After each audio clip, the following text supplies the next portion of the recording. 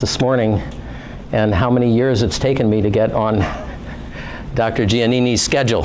And I don't want to be counting, but it's been a while.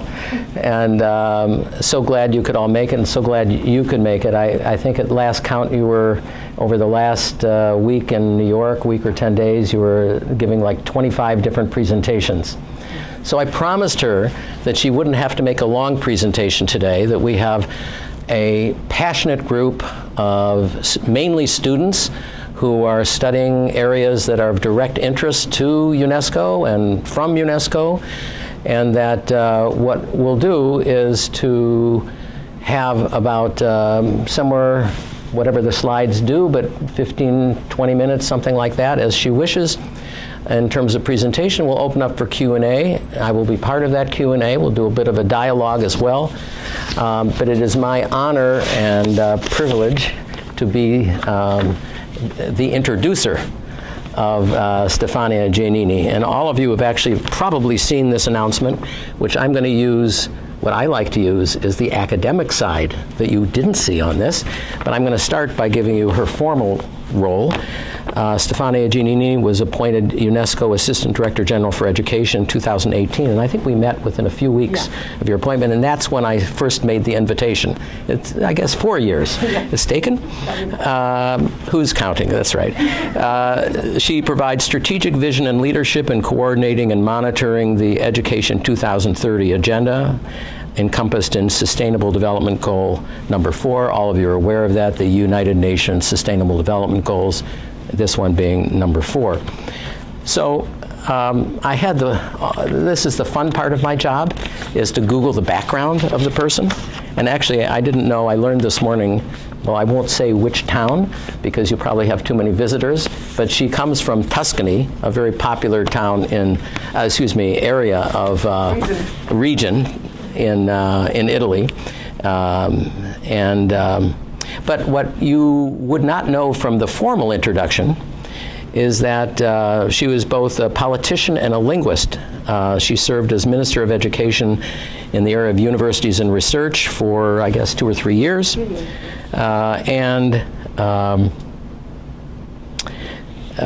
She was a professor of phonetics and phonology, sociolinguistics, and a word that we don't use too much around here, glottology.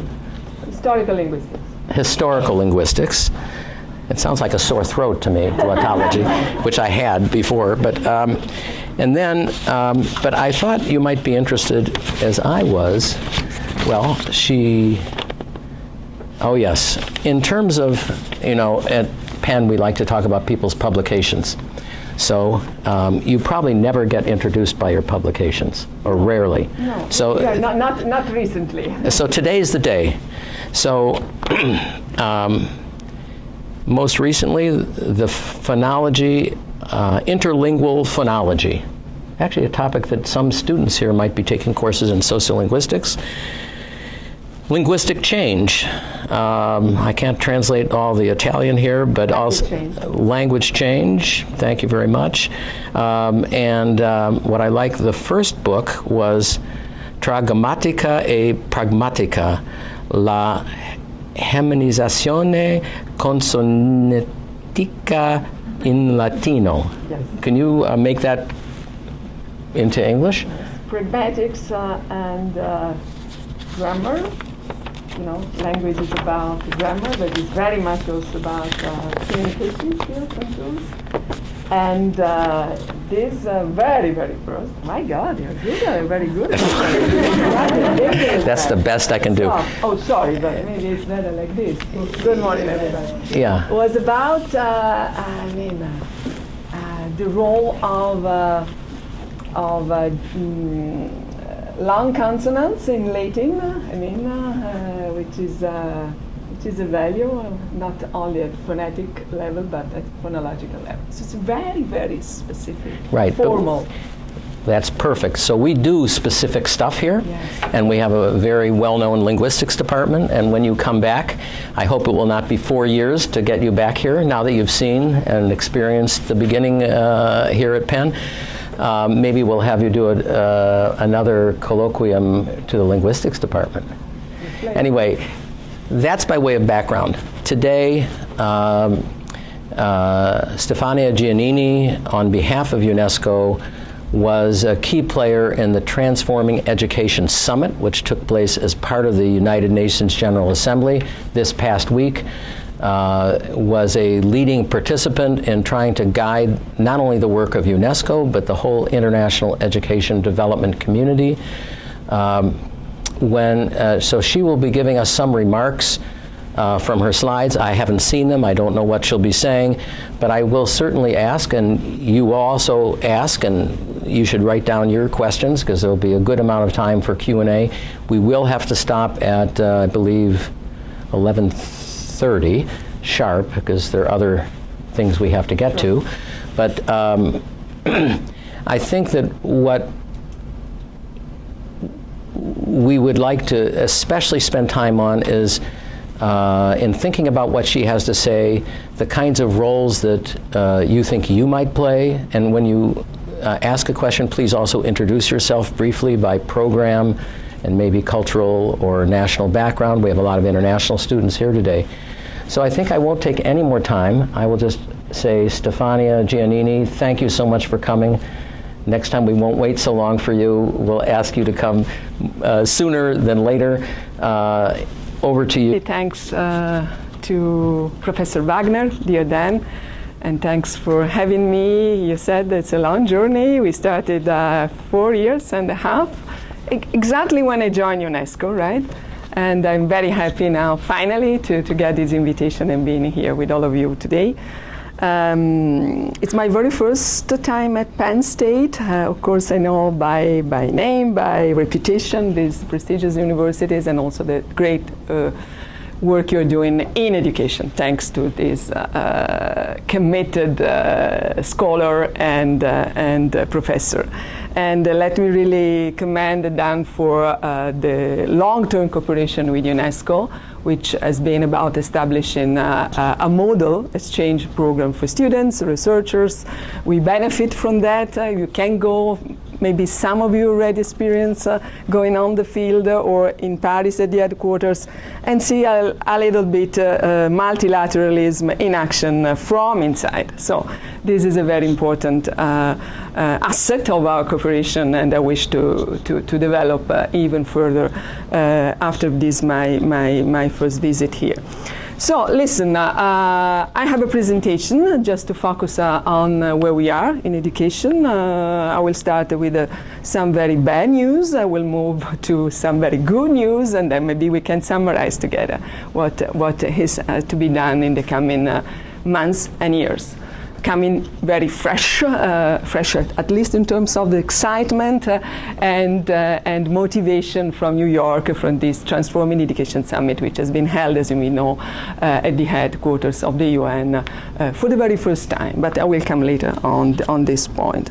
I mean, I don't think I have to focus too much on UNESCO. Everybody knows here what is about 76 years of life of the institution. Build, establish in the aftermath of the Second World, just to build peace through education, science, and the culture in women and men mind. So I think this mandate should not be more timely and fit into the purpose in these current troubled times. Well, let me start with the global context. I would say then that we are somehow at a turning point this year, 2022, from the global perspective. Something happened. I come from a country, Italy, and a continent, Europe, as maybe some of you, and I belong to the generation who thought that we never saw the war in the heart of Europe. At least my parents were, giving us this heritage. You have a peaceful region to live, to grow up, and to focus on progress and development.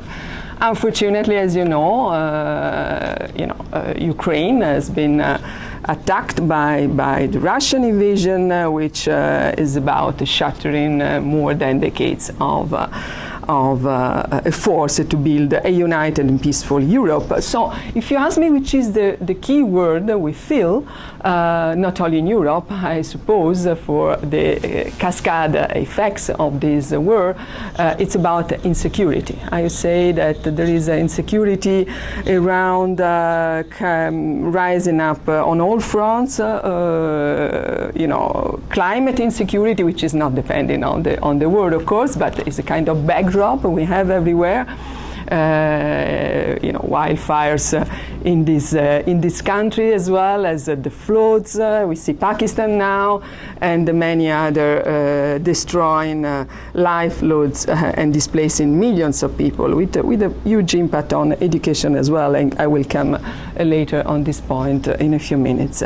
Food insecurity, of course, because of the prices raising up, and half of the world being already in a very bad condition in terms of hunger and provision of food, which are now in a very even worse situation. Of course, economic insecurity with all these commodities being under threat, but I would like to focus on education insecurity, which is a topic that is not many times in the picture, and it doesn't bring headlines usually, unfortunately, on big media. Education is about recovering, or was about recovering, I would say, at the beginning of this year from the largest disruption we had in history, which is about the COVID-19 pandemic, and numbers that UNESCO and my team actually started to monitor since the beginning of the crisis. At the peak of the pandemic, I'm sure you remember 1.6 billion students and learners being out of school because of that. But beyond that means 90% or more of the student population. But beyond that, I think this has been really a universal crisis, which was ready before the COVID-19, and the COVID-19 exacerbated at different levels. And it's maybe the point, Danny, you're focusing and caring very much. This crisis actually was still hitting those at the bottom of your pyramid. I mean, it's still very much focusing on the most vulnerable groups and learners. And all these crises somehow are interconnected. This is very, very clear to all of us. And the work we are trying to do within the international education community is to focus on the impact on education, see the figures we have, and see how we can move ahead in order to address as much as possible effectively these topics. Let me briefly go through these numbers and to see the contours of this educational crisis. The starting point is that this is a crisis of access, equity, and relevance. So these are the three dimensions that somehow going deep diving on the different layers are on the top of our agenda. And this has been another point I wish to stress, a largely silent crisis until COVID happened. So we also had a very worrying message coming from the 2019 UNGA week. I was there with many colleagues about the learning crisis, about the need to invest much more and better in education, and to take some remedial actions in order to put SDG 4 on track. You know, the mission almost impossible, but still aspirational of SDG 4, quality, inclusive education for all by 2030. But when COVID happened, there were some divides which has been absolutely amplified. And let me go a little bit on this point. The magnitude of the crisis now is clear to all of us. Today, as we talk here, 244 million children and youth are out of school, so are actually deprived of the right to education, and 98 million are in sub-Saharan Africa. you know, girls are the most vulnerable one in terms of being out of school or deprived to the right to education because of many different factors which can influence this dimension. But we have to keep in mind that boys as well, a recent research from UNESCO colleagues really clearly focus on this part, have a huge challenge in terms of being at a higher risk of failing to advance and complete their education, what we call boys disengagement, which can have a huge impact in terms of social cohesion and job employment and then economic development. Just to mention a region of the world where the problem is much higher is the Latin American countries, and we have interesting data on this point from a recent report. And large numbers are in school, but not learning. You know, if you go to the Unga Square, you know, in front of the building of the UN this week, there is a nice exhibition we cooperated with UNICEF to build, and you know, there is a classroom with empty desk like this, and the blackboard. 1 in 3 children globally are not able to read and understand a simple test. And this is the learning crisis. This is the crisis of quality education we have to address. 70% if you go to the south of the world. So, literacy, you are a chair, brilliant working on this topic, is not in a better shape as a process in the world. 771 million of youth and adults still illiterate in the world globally. So, these divides have been dramatically amplified by the COVID, as I already mentioned. I wish to recall briefly some of them. For sure, the gender divide, for sure the digital divide.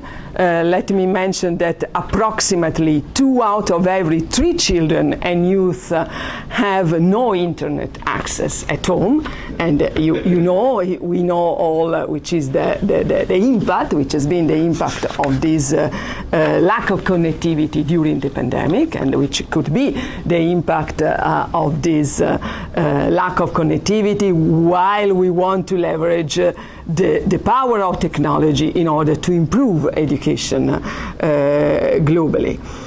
And mental health, I would say the well-being and the health divide has been very much affected by the crisis. We have also interesting data from UNICEF and UNESCO about children and especially university students being very much affected by isolation, anxiety, depression, and the impact at individual level of being in a kind of global social experiment we never experienced before, and not being able and well prepared to address.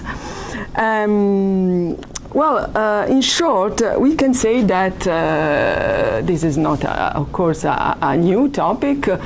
We have the COVID-19 generation, and this COVID-19 generation, I think you are part of that somehow, at a higher level education at least, is now facing with a real sense of uncertainty and disruption, and that's the point we are starting to see how we can go ahead, and how we can also try to address the long-term impact of this crisis, which is not simply about health, as medical doctors are repeatedly say, but it's also about progress and economic development. Just our colleagues from the World Bank, in cooperation with my team, were estimating that the long-term cost to this generation in terms of lifetime earnings is about 17 trillion. that means 14% of the current global GDP. Just to give an example of how we estimate this, the impact on this COVID-19 generation to be addressed. But most importantly, I mean, you mentioned, and thanks for the generous introduction, by the way, my political experience recently as a politician. I think that maybe the most scary dimension is the loss of trust, which is actually widespread everywhere in the world. It's not a problem of developing countries, it's not exclusively a problem of developed society like the US or Europe. It's very much, I would say, a more epistemological problem, so to say, which is becoming another red line from the bad news side. But let me also move to some good news. I'm not here just to to ring the bell and the alarm about the world being at stake. And the bad good news are about a new sense of awareness and maybe the very first time in recent history that not only educators, university professors like us, students, researchers are aware of all this stuff, but many other communities, constituencies are, opening the window, looking at these figures and being aware that this unprecedented disruption should actually provoke a reaction and an action to be taken in the coming weeks, in the coming months, and not in the years to come. And this is a bit the sense of the process that we started a few months ago, actually, building on the COVID-19 response, which also, I would say very frankly with you, obliged the UN system to work together, to join forces in order to address this crisis, and which culminated this week on Monday at the General Assembly of the UN, where the very first time, for the very first time, Mr. Antonio Guterres addressed the heads of state and governments of the world in order to say, listen, we have a huge problem. You have to put education on top of your political agenda, and you have really to take measures, evidence-based, and use your political capital in order to convince your financial ministers to invest and to make SDG 4 on track. So this is a very turning point, because this is very much not the traditional, important, absolutely conversation between ministers of education, which UNESCO is responsible to convene every 2 years, 3 years globally. But it's the very first time that education has been moved. And this is a nice picture of the GEA, where leaders were looking at this presentation of the disruption about it. And on the front line, so how did we get there? On the front line of this process, youth networks and the youth movement for and about education has been one of the main actors. And this is a real important dimension that I wish to highlight, especially talking to you as, future leaders in this field and maybe others, but also to help us to support your colleagues who were, as much as possible, through the last 6, 7, 8 months now, trying to involve their own constituencies from the global south to the US, to the European countries and so on, in order to say, listen, we must be at the table. We might take the head of the table, and this is maybe the different kind of approach very much needed, and we have to move to concrete actions based on the recommendations that this global consultation is providing to us. And that's where the youth declaration comes from. The youth declaration, as you know, maybe presents a common vision for education to transform, which has been the key topic of the summit. As a process, please keep in mind that this what we call a summit has been actually and will be in the future a process to move, to shake the agenda of political leaders and the education community globally. So, common vision coming out of consultation with so far 1 million youth from 170 countries. Of course, it's a starting point. It's not enough, but it's a process which can be enlarged in the coming weeks easily, I would say. And what are the recommendations about? You know, there are many issues we can mention, but it's, of course, already available on the website of the TESS, UNESCO as well, and the UN, but you can maybe focus on 2 points. Being youth engaged in decision-making process, that means when will be the time in 2 years to reshape SDG 4 and through an intergovernmental consultation, governments have to take representatives of youth. Sorry for that. In the picture, and not simply, and that's what these 2 ladies were representative of this one, Kenisha, of SDG 4 network was transmitting as a message in the UN. And the second point is about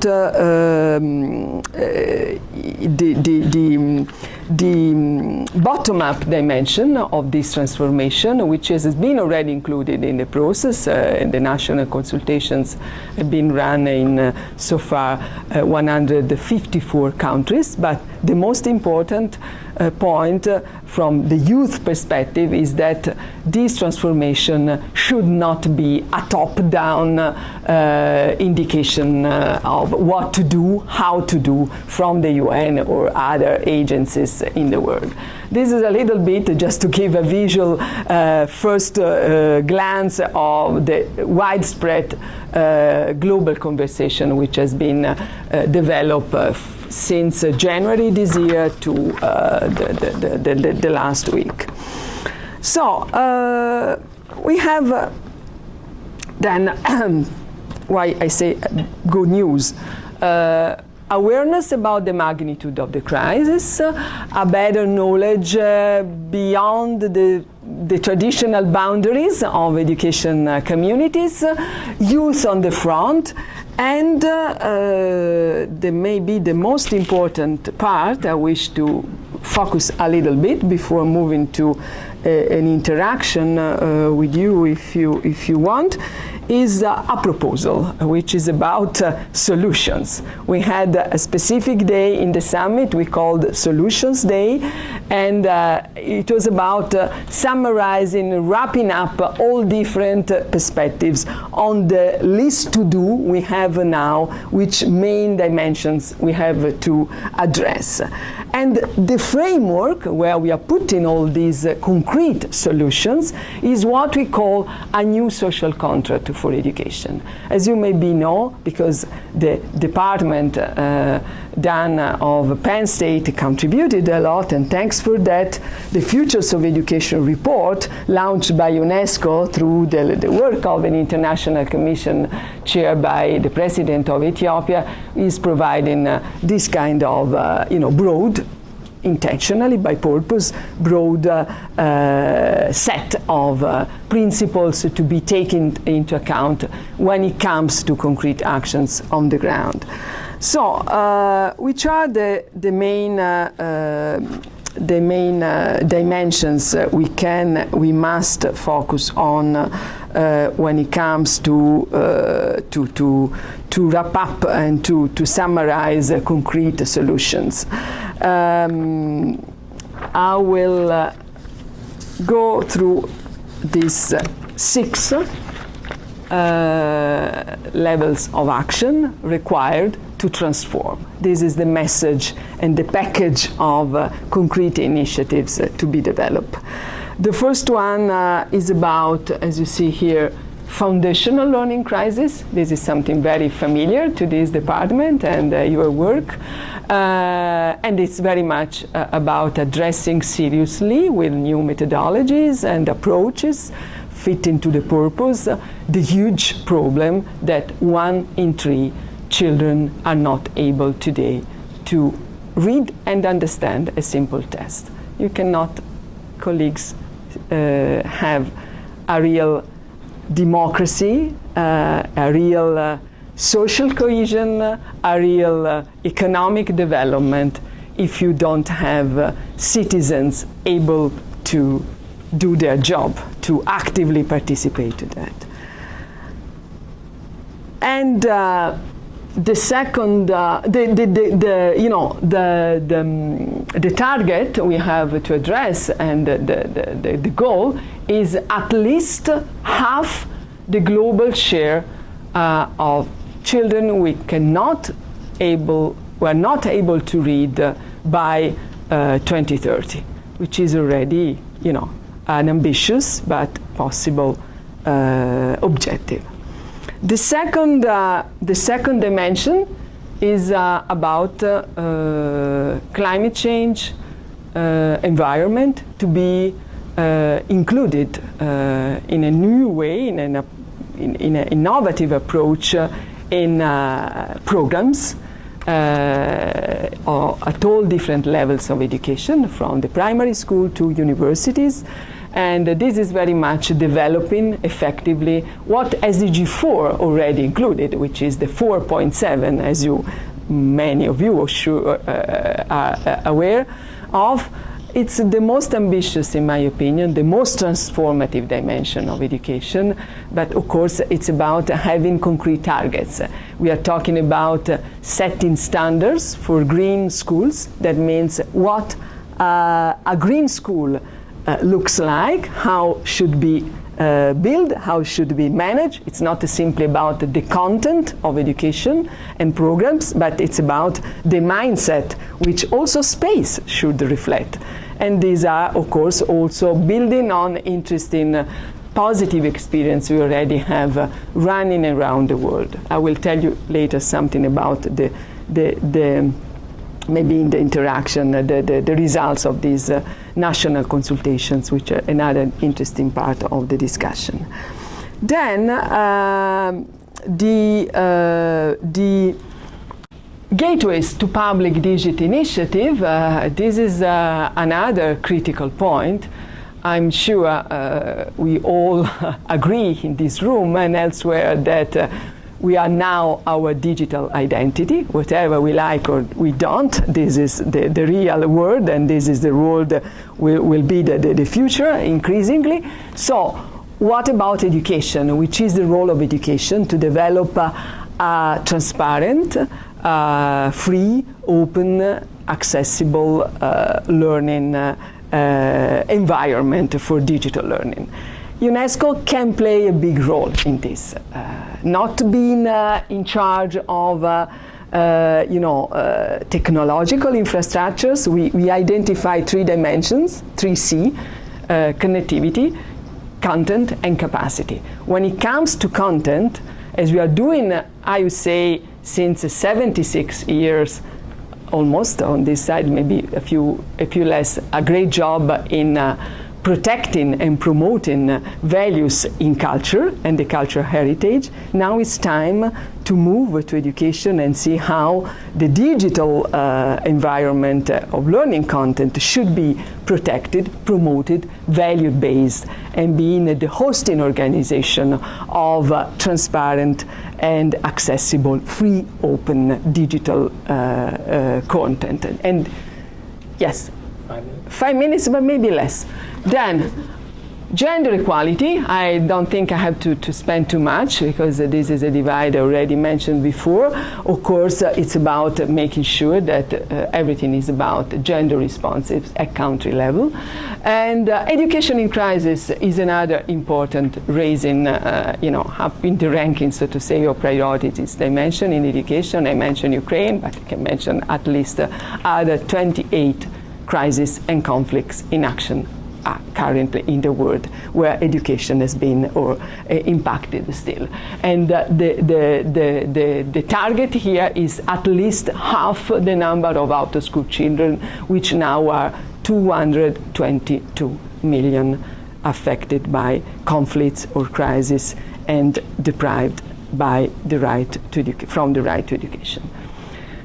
The sixth and the last, but not for sure the least, is financing education. Of course, all we are discussing about has to deal with first a greater disparity between the North and the South.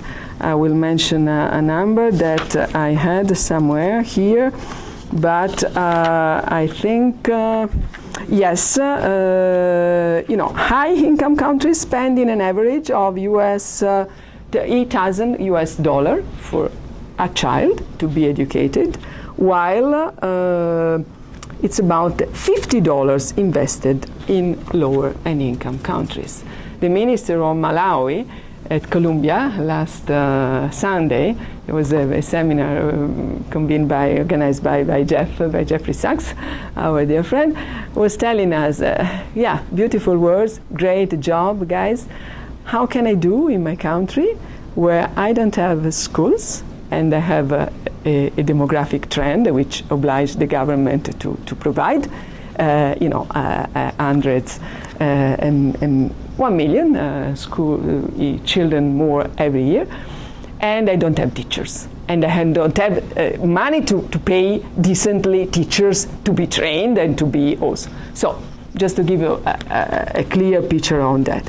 So on this point, the plan, we have a plan, and I conclude with it's not only, this is maybe the second part of the plan. On financing, the plan is about, for the very first time, convening a formal summit or meeting, technical conversation with a strong political commitment to be taken between finance minister and education minister at the spring session of the World Bank. I mean, the World Bank is working very much with us, but usually in that context they don't care, they don't deal with education.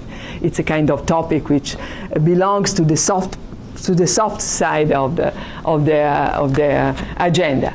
And this year, DG Azoulay mentioned in one of the meetings there in New York, will at least invite ministers of finance to focus on this part of the work. As you know, the target is plus 4% of the budget to be allocated to education, but many countries are not meeting the expectation. The other side of the, sorry, if you can go to the 4.7, just to say that everything we are discussing from UNESCO perspective, I conclude on that, to transform, we really have to move and to promote as much as possible a culture transformation, which is very much about mindset, awareness, mindset, and behaviors. And that's why I think that the two sides of the same coin, which is the summary of 4.7, designed now 7 years ago, it's quite more than ever timely, and you have to develop global citizenship, education for sustainable development. So to cut it short, a long story is about building through education, science and the culture, citizens for a better future. That's all.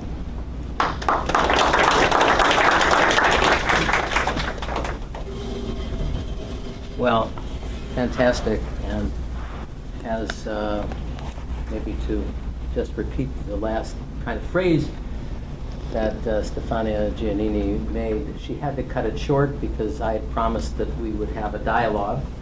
And please be assured that almost every point that she spoke about we could I think, be quite interested in hearing a much greater elaboration. But always time is limited, and we have to take advantage of the time we have. Actually, I'm going to give you a bottle of water you might need. Yeah. I Yes. might need one too. Thank We you. have a third one for all the work of moving those slides. And feel free to chime in, of course. Astrid Gillet is also an expert in her own right in this area. Yes. And you're most welcome to come forward. A lot of the things that run well at UNESCO run through Astrid's office. So she's a person to know also. So don't fail to Including, introduce yourself. including funding. which is Including funding, very including important. basically the whole office, but headed up, of course, by Stefania Giannini. So fascinating. I took some notes, and those who know me as a host for at least this is the first of our speaker series this year. Thank you. But last Honor. year I introduced some other people in previous years as well. And I'd like to start by asking a question about that I think is relevant for students. And thank you very much for saying that you hope we have, and I think we do have, all of you, at one way or another, will be a leader in your area, will be contributing in various ways. And you might wonder how it is that a professor of linguistics ends up as the Assistant Director-General of UNESCO. And a part of that same question is, how do you even imagine, I mean, some of us who were professors in this audience, or maybe future professors in this audience, might wonder, how do you take a job in government before you take a job at UNESCO? So could we ask you to take just a little bit of time sharing with us your own trajectory from Tuscany to Paris via Rome and Brussels. Oh, I see. Okay, that is a short answer. Could you elaborate, please? Just Sure. Thank you very much, Dan.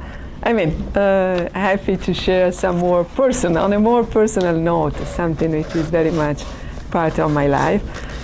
And thanks really for your generous introduction. It is about, picking up the main chapters of the story. I started as an academic with a lot of passion, still being there. On a science, linguistics, from the historical and social linguistic point of view, was my specialty. I was an expert, by the way. In the US, you say classical philologist. I was dealing with Indo-European languages, especially Latin and Ancient Greek, and Sanskrit as well. And so a little bit far from from politics, maybe, and from also the UN. However, I do believe we do the same story. We do the same job at the end of the day in life. And in my case, it's about being really convinced that we are what we learn, and learning should be really. That's what I love at UNESCO and in the UN, but especially UNESCO should be really a basic, fundamental right for everybody, not a kind of luxury, including higher education. I had the privilege in my country to access a good public system, not coming from a family with a lot of graduates or so. So my own story is about education. So the first point maybe is that when I jumped to politics to be a civil servant at the service of my community at the time when Italy, 2013, was a bit at stake and stuck somehow between the left and the right wing. And there was a movement of civil servants led by Mario Monti. Maybe somebody in this room remember him. Was a former European commissioner, an economist, a colleague at Bocconi University. So, to cut it short, he was requested to be in office as prime minister. And when the government changed, failed. My country has a question of instability sometimes. We built this movement to bring a fresh air, so to say, in the parliament. And it was a really very important experience, a very learning experience. Not only being a minister, because it's an important task. I mean, being the Minister of Education in a country which has almost 9 million students from the primary school to university level, and 1,200,000 teachers is a huge responsibility. However, being a senator and being a member of the parliament was maybe the most learning experience in my life, because you see how things have been addressed in that context, which is about the decision making and also, having a huge impact on our daily life. Why UNESCO after that? There was an open application for that position. I thought, well, listen, I was a rector in my university before as a university professor of linguistics. So I dealt with the governance of a higher education institution. And then I had the opportunity to be a minister at country level, being also that time Italy the rotatory presidency of the European Council. So we also dealt very much at regional level. As you know, Europe has a strong system of governance when it comes to research and higher education. And then, it's a bit like being, let me put it simply, the Minister of Education of the world. So I think it was like a dream, and I really, you don't have binding tools in the UN. Multilateralism is not about, imposition or making by law something happen. Multilateralism is very much the heritage from the Second World. Finding true consensus, a shared vision, a shared agenda to address global challenges. So what can be more timely now that having a multilateral approach to all the issues I try to summarize, from climate change to global conflicts or conflicts which can have a global impact. From reduction of poverty, which is also many times responsible of migration. So another issue we didn't mention today, but is still very much on top of the agenda. So all these issues are very much critical topics, and if you can give, of course, a small contribution to move ahead, to make society more aware about the importance of issues is a great opportunity. So that's why this happened. So just talking to young people who are for sure the future leaders, as I said, and maybe cultivating already the ambition to do something in politics, or be always yourself, really, and follow your how can I say, instinct and passion. I graduated in classical philology, which is a losing job, I would say. Who's in the world he cares? I think we are a community of very good scholars in this country, by the way, but also in my country as well, or Germany.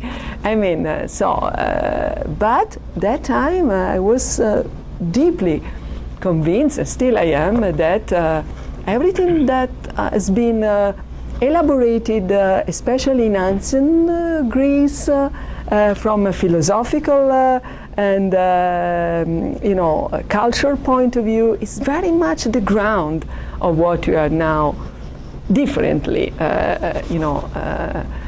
thinking and trying to frame, to shape as in terms of solution. What just to give you an example, if I may, this, and then I shut up. The notion of happiness, right? you don't talk so much about happiness when you are, and it's very much related to education. I mean, being educated should be having the freedom to choose.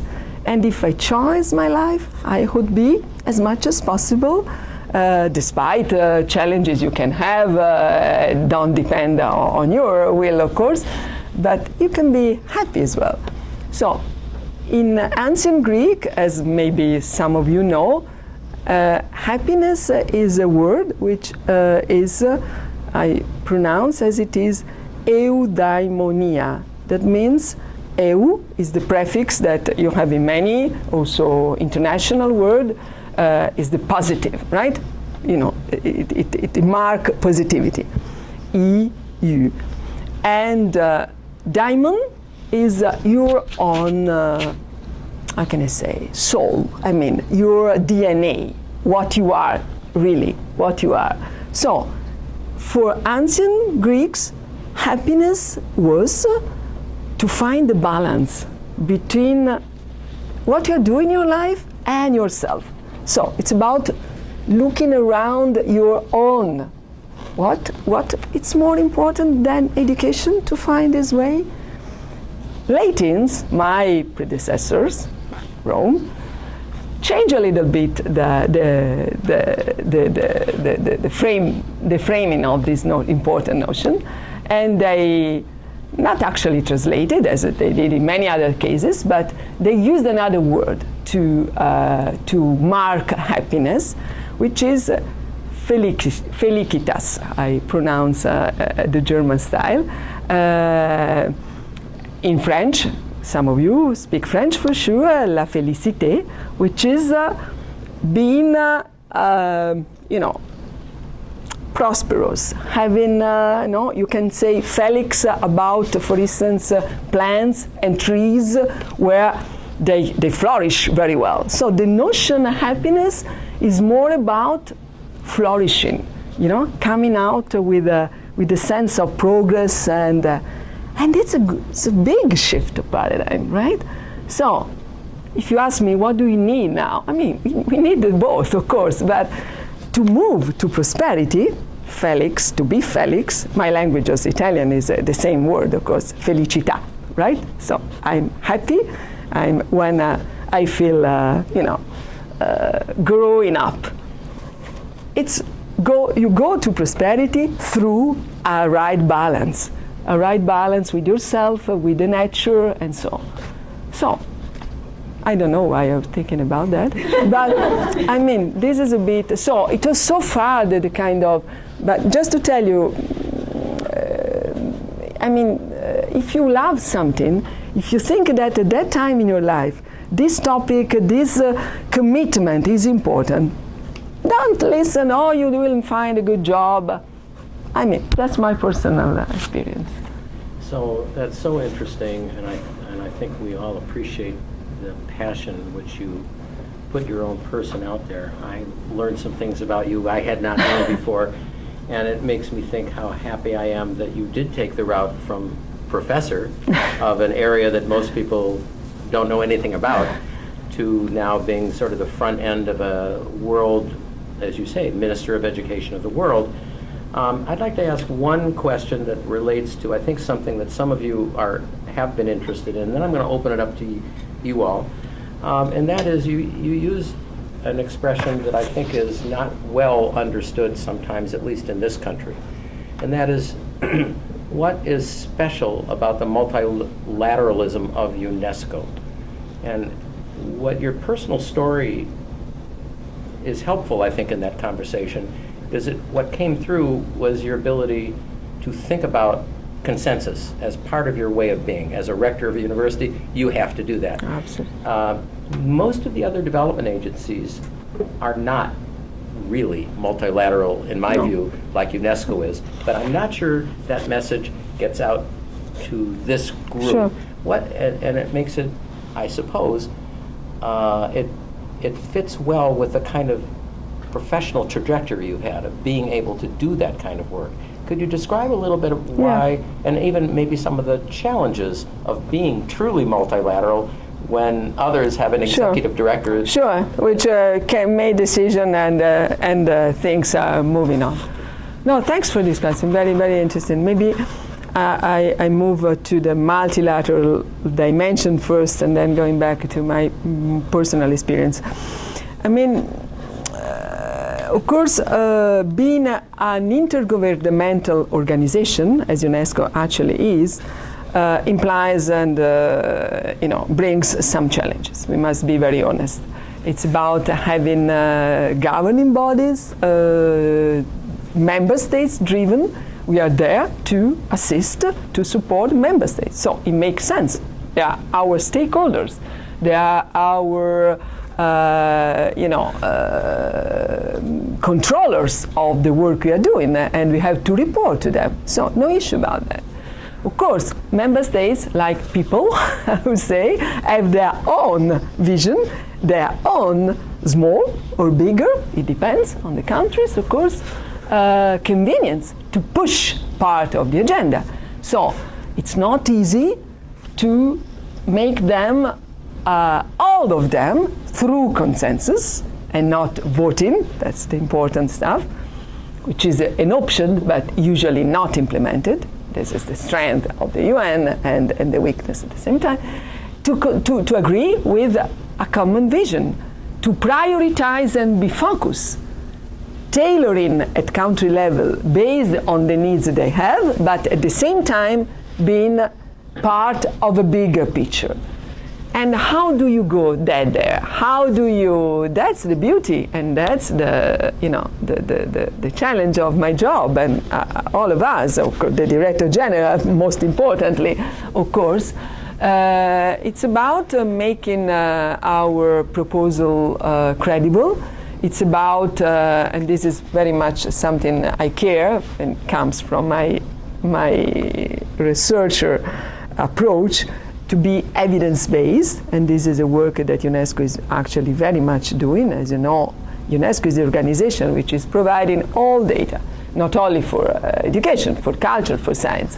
So making them in the best position to evaluate that if there is a problem, you see where the problem, which is the scale of the problem, you can decide between different options, and you can have an impact. We come maybe later on the problem of the impact.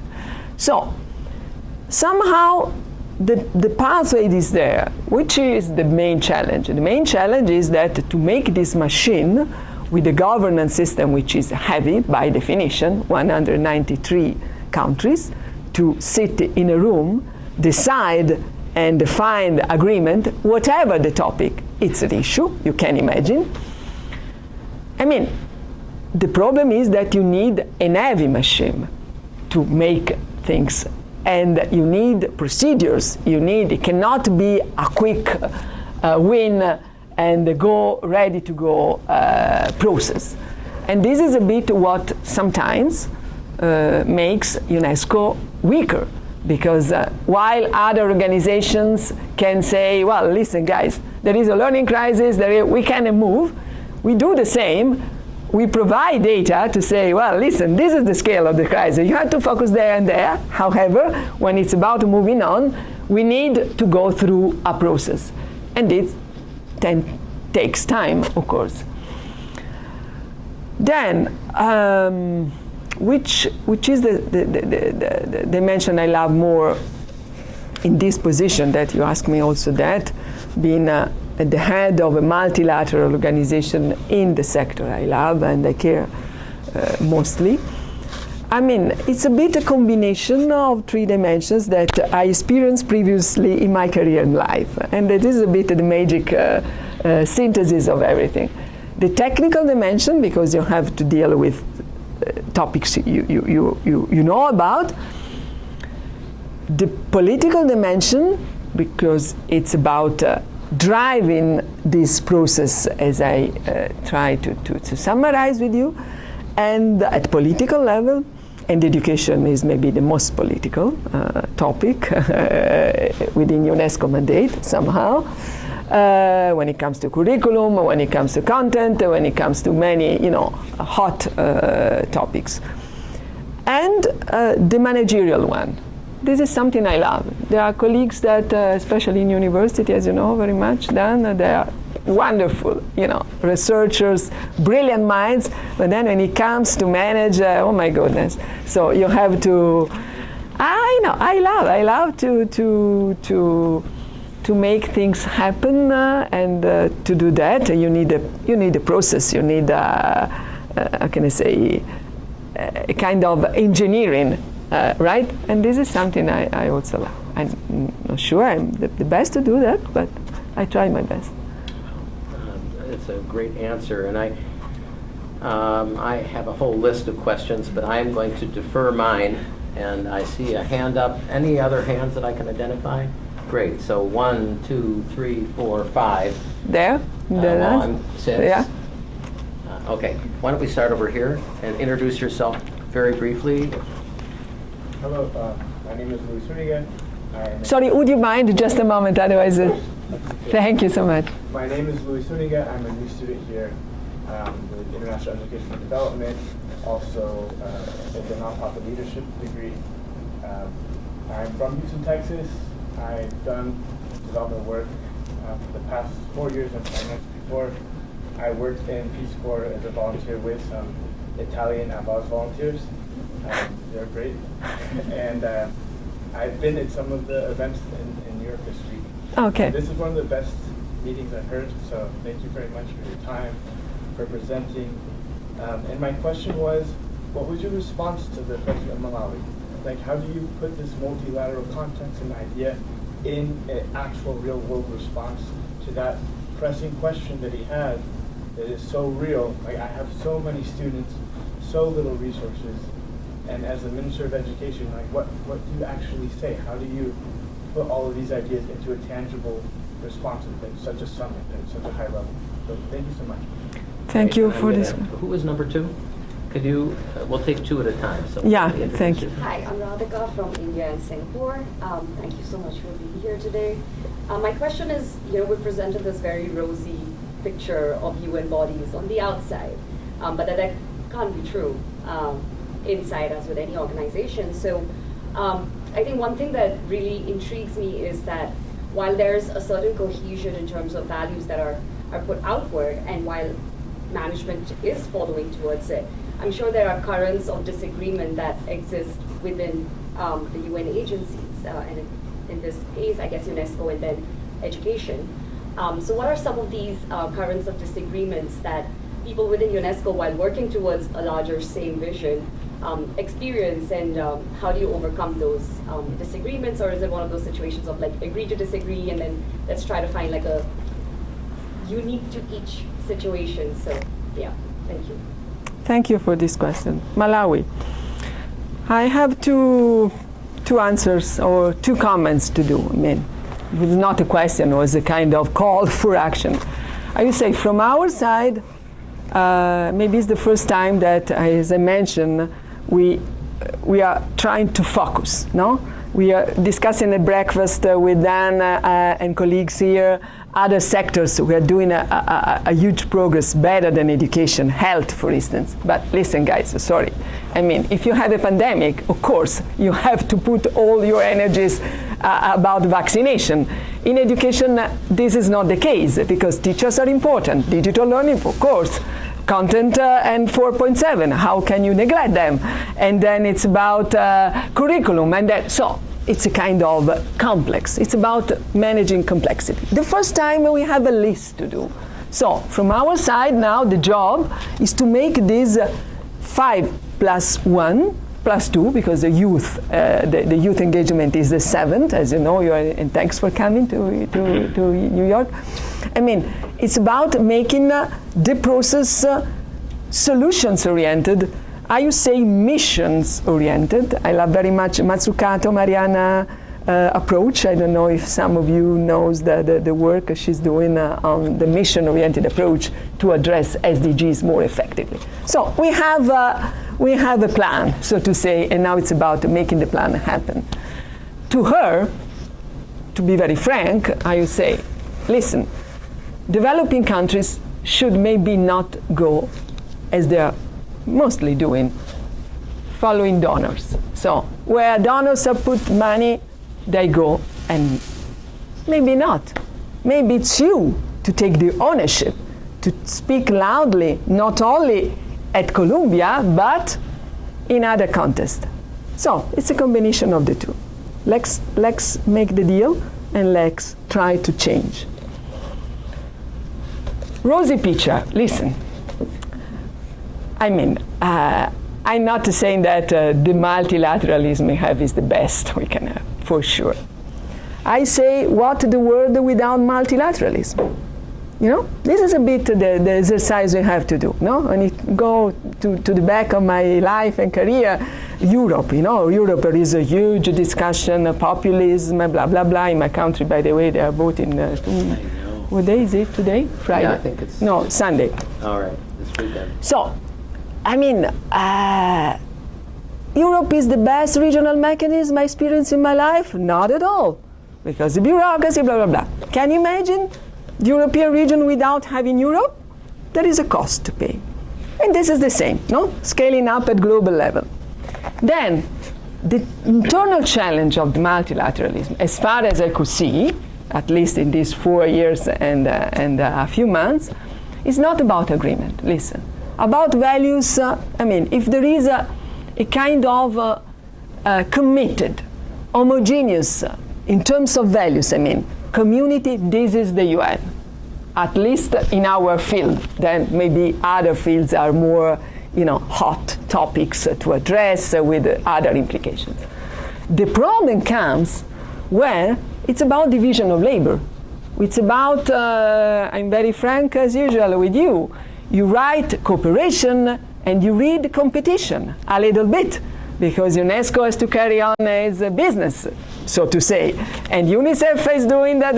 So that's what we are trying to do, and that's why I say, really, genuinely, the COVID-19 has been a big game changer.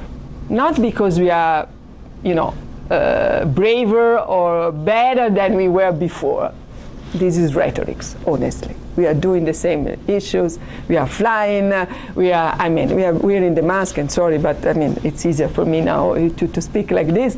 So, but still, we are in the same world somehow.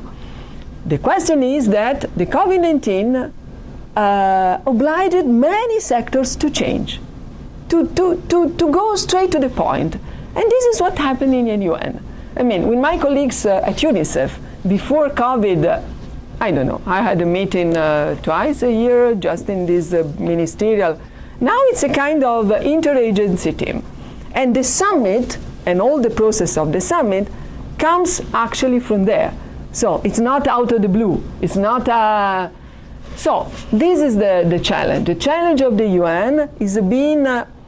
how can I say? I'm not an expert of the private sector. The rest of my family is in the private sector. I'm the only one that I never experienced. That is what the missing point of my career. However, I do believe that if you compare mutatis mutandis, as we say in Latin, right, as much as possible, what you're doing in the UN and in the multilateral, with a big global holding, right? We are the holding for education.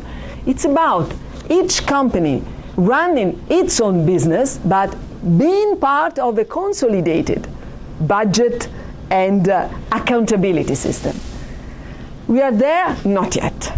We are trying to get there? Yes. Okay. Were you number 3? I don't know, but... Who was number 3 here? The word is Hi, I'm Kiara. I'm a second-year IEDP student, and I feel like my question actually kind of comes out with what you were just saying. So today you discussed how the UNESCO's 7 focus areas, and something we've been talking about and debating about in class a lot is, will we achieve 2030 by 2030?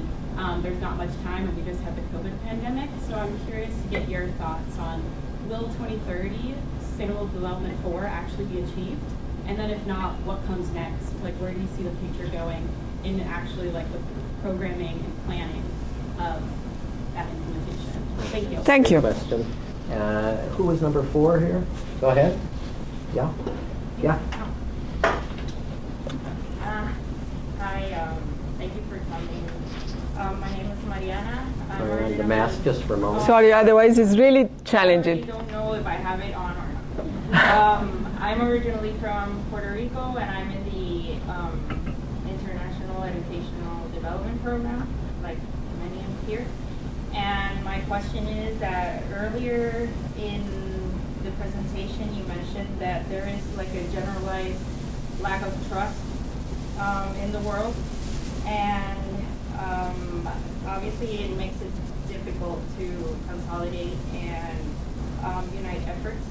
And my question about this is, how does UNESCO manage to rebuild that trust with the key stakeholders and partners? And in your view, what has brought us up to this point of like this generalized sentiment? Thank you. Good question. Thank you. Good questions. Just to give room to others, I try to go straight to the point. Sarah, right? Sorry? Chiara. Okay, Chiara. So, Chiara, listen. It's not UNESCO agenda. That's important. So maybe just this is the UN now, and this is already a very important achievement, just going back to the previous question. Still, are we getting quality inclusive education for all through the 10 targets by 2030? I mean, it's an aspirational goal. I was not in the team, I was not in the process where and when the 2030 agenda and the goals have been designed, but I'm sure that this guy, you were. So maybe Astrid, you are better positioned than me. They were aspirational goals. So as children are out of school and numbers were impressively higher 7 years ago, we have to move and we have to ring the bell as louder as possible. Now, the question is that this process is about concretely, realistically, taking stock of the progress and the challenges and see where we can really go from now to 2030. I didn't mention a piece of the puzzle, but I have the opportunity, and thanks for that, to do now. There will be a second step after the summit on transforming education. It will be the summit of the future. That means the UN, in 2 years, 24, will go through an intergovernmental process. That means member states deciding how to reshape this ambitious, aspirational action plan. Maybe the most ambitious, the most amazing, in my opinion, for sustainable development. Within that, the work we are doing now is about, listen, we have 1 in 3 children globally not being able to read and understand what we are doing. Let's try at least to half that number. And this is something we can do. So it's about taking, zoom in like when you take a picture. The first is the big one, and then you go and you focus.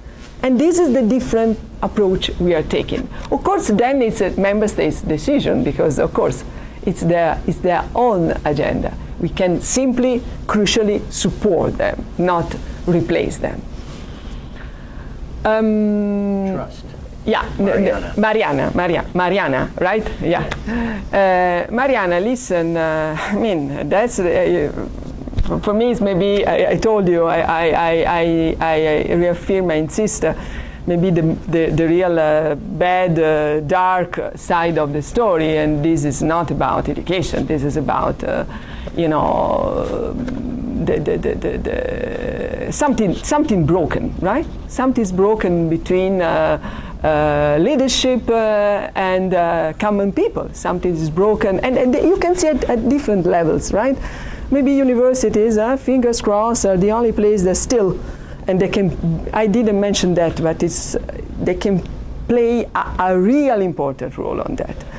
UNESCO, as it's very much about the vision, the intellectual leadership within the UN can really play a big role in rebuilding trust.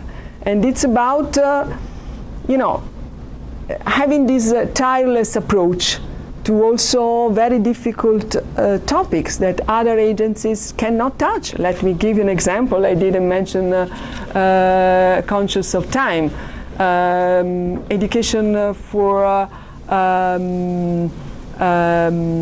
anti-Semitism, to address anti-Semitism and to address violent extremism, which is very much guiding teachers, you know, on the ground to speak to children, to make a history alive, story which can inspire them and not making happen once again Holocaust and all this stuff. They are not a European problem, have been you know, a global tragedy. So we are still dealing with that. We are giving concrete solutions with that. Of course, you don't take the headline. That's the issue. No, we took the headline of CNN, proud of that, let me say, when we said numbers, concrete numbers, 1.6 billion students out of school because of COVID. Because, you know, journalists are very much keen to keep, and we are also very much focusing on data, as you know. But I think the cultural humanistic approach, which UNESCO is tireless exercise developing, is the contribution we can do. But of course, it's a very much more complex issue. It's very much about, as a former politician, you know, accountability. This is very much about that. And the role now of this direct, you know, relationship between the citizens and their representatives. So that's something that, we talk about a new social contract for education. That is a huge, big problem and a great, you know, a huge need of a new social contract for politics. But this is a bit more difficult, and it's not my job now. Luckily, or not, Right, I don't know. So, we have time for, I think, two more This lady here. Yeah. I know Farzana had her hand up, and then there's one more in the back. So Farzana and back here. Hello everyone, I'm Farzana Dervish and I am in the first semester of IEDP program. I'm from Afghanistan and we are here, 2 girls and 2 voices from Afghanistan today. As you know that within 20 years, different organizations, they just implemented their projects in Afghanistan. Now we would like to know that what is the status and role of UNESCO in Afghanistan, because girls are deprived of their rights and they cannot access to education in Afghanistan. So where exactly the sustainable development goals stands in Afghanistan for girls and also for gender, for inclusion, and on this crisis that's happening in Afghanistan? Sure, sure. Yeah. And last question. Hi, my name is Anita. I am a second year here. I wanted to ask on your level of work, how much of it goes into interagency cooperation? Because you've been mentioning other UN agencies that participate and work when it comes to education differently, but I wanted to see how much cooperation actually happens, and since you are like the highest level I can see, how much of that is actually your work and how much collaboration happens? Does that make sense? Yeah, sure. Yeah, it's an interesting point. It's a discussion. It's an interesting point. Okay, so Afghanistan cooperation. Yeah. Listen, thanks for bringing out this topic, which is in my note. I didn't mention, you know, as you kindly asked me to go more straight to the topics without necessarily focusing on case studies. Of course, Afghanistan has been very much on the front line of this discussion. We had students coming there and advocating for what we are also advocating about. Girls, it is the only country in the world actually where girls are banned from going to school. So it's a huge problem. What we are doing, 2 different levels of action. One is about the advocacy dimension. We are, you know, since the beginning when this happened and there was the announcement from the Taliban not making as they said at the beginning, girls able to attend the schools. Our Director-General, together with other leaders of the UN, they are still on top of that. And of course, this is, as I said before, we don't have binding tools, at least in terms of the sector of education, but we can have a loud voice. And this is something which is going on, as you know for sure. In concrete terms, we are in the UN family dealing with literacy. Maybe you know UNESCO has been the organization responsible for the largest program about literacy in Afghanistan, including some 1 million almost women through 20 years, from 2000 to 2021. We also published the very first and at least so far unique report on what is at stake in Afghanistan last year, exactly when the US withdrew the country, and which are the progress made in education, including gender empowerment and so on. And now this literacy program is working, despite some challenges, honestly, we are having on the ground. And we are, for instance, using the informal education just to balance a little bit more. And we are still mobilizing funds. I can mention Sweden, a country which confirmed to be on top of funding this literacy program. So, and this is about the division of labor of UNICEF is very much on top on the work on the ground, as they have, more on the humanitarian side, I would say, more people there.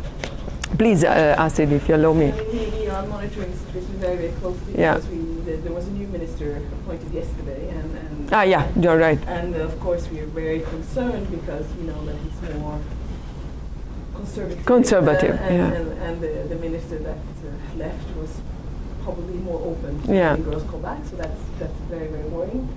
We've been mapping educational providers because we have this literacy program and have been working so well on the non-formal sector. We're trying to see, who we can work with, because of course we're not working with the de facto government, but to help find other ways of delivering education. And so that's very important, this mapping and identification of who can do it. Project. The Swedish money that Stefania just mentioned was going all into capacity development of the Ministry of Education, where we were doing quite a lot with them on their plan, on their education management information systems and so on. All of that we stopped immediately, and the money is now being recycled into more formal education. So sure. Just to give also some concrete science, and not simply, But of course, if you're asking me which are the more complex context we are working now, Afghanistan is on the top of the list, together with Ukraine and together with which else? Sahel. I mean, Sahel, broadly speaking, a lot. So this question on the cooperation. Maybe if I understand correctly, on the managerial side, you see, right? And it's a good question, because it's finding the right balance. Listen, this last year has been very much, I would say, 50% maybe? 100%. 100%. So, no, it's not true, because you also have some UNESCO, right? Big, I can mention a couple of them. We convened the 10 years, this time was the 12 years World Higher Education Conference in Barcelona, which requires a lot of work, which is not about governments and member states, but bringing together the academic community. So there were some, it was part of my presentation, by the way. Thank you. These are the outcome. So how can we move from the left to the right, just to put it simply? And we identified 6 big transitions where university have to play a role, just to cut short. So this was on our shoulders, so I think it was very much demanding as well. We had another big process to run, which was adult literacy, the intergovernmental 12 years still. Everything is there. This is why they say there's a turning point, actually, also in my life. Was about the new roadmap for adult literacy, which is a stake, as you know, 771 million still in the world, which is a scandal if you put it with the right words in the right way. And now we'll have in November, Tashkent, Uzbekistan, the World ECC conference, Early Childhood and Care, which is another important dimension. So, of course, I'm in charge of all this stuff. But then, if you ask me this year, I would say 50% on the interagency side. Yeah, normally it's a bit less because, of course, but I mean, as you are the guardian of SDG 4, so to put it simply, and you are hosting the governance of the system that, by the way, we just renewed, and this is another interesting component of this process that I didn't mention for brevity. I mean, it's about very much also staying all the time, or trying to stay all the time on top of the global picture. Hope I answer your question. Okay, so I'm going to ask one more question and we'll wrap it up. And my question has to do with what you think. Of course, it's nice you mentioned the higher ed conference. That's very good. So what would you like to see more from a place like the University of Pennsylvania, both from students and faculty? How can we do even better? We've done pretty well with UNESCO and on these global efforts. Just a quick thought on that when you come to a university, or maybe this university, University of Pennsylvania, what do you see us doing in the next few years that would be helpful to your agenda? Thank you, Dan. I mean, broadly speaking about universities, as a university staff member, so still is my life, is my job, and I'm proud of that, by the way. We are very good, average, right? Best university top like this, and others are struggling a little bit more, but still, broadly speaking, we are very good in terms of driving intellectually and research-based big processes in the world. It's about university, making vaccinations happen 2 years ago. No, just not looking different fields. It's about university taking the leadership when it comes to climate change. The huge work, which is the ground of COP.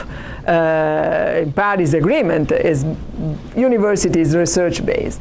We are a little bit, how can I say, weaker, shy, and I don't know what, disconnected from policy makers and policy makers the decisions. So it's the link, and I can tell you very much has been, from university to the parliament, to the government, to the UN. So, listen, university should be very much more on top of many issues we are dealing with. So how we can make this happen? Rectors, I can tell you based on my experience, with a few exceptions, are very much, if I take the last question from the bottom of the room, 80% in the business of governance, especially in a country like this where you must be a fundraiser but also in Europe. I mean, you are very much in this managerial stuff, so they lose a little bit their own mission. We should be being the spokesperson, right? If I'm a rector of my university has a mission to accomplish, can bring some, political contribution. So I must be the spokesperson. And sometimes this doesn't happen because we are very much under pressure for many stuff. So it's about us as colleagues. Guys, it's also about you. I know that your business is to... I know, it's about you. I mentioned the youth, network and so, but, why we have, you see, for climate change, no? Climate change, why the world shake out and they started to think that it's a big issue. Of course, we have wildfires in California, you have floods in Europe and in Asia, but it's not only because of that. There was the young Swedish, teenager sitting on strike in front of the Swedish parliament, and something happened there. But still, it was about schools. It was about universities. So, the role that university had in recent history, modern history, but also in the ancient times, was very much about speaking loud. It was very much about guys, this is a problem. For instance, the education crisis. When you say that 1 in 3 children are not able to read and to understand a simple test, let's go to journalists. No, they are so happy to have a news. So how these guys can understand the new papers or at least. So it could be more. How can I say? Involvement? I don't know what to say. Or involvement. Or implication. Or from our side, still. UNESCO, just to let you know, is the only UN agency which has a clear mandate on higher education. I'm very proud of that, and as much as possible, I push this part of the agenda because I'm truly, genuinely convinced that. Listen, higher education is not a luxury. It's not something to add for some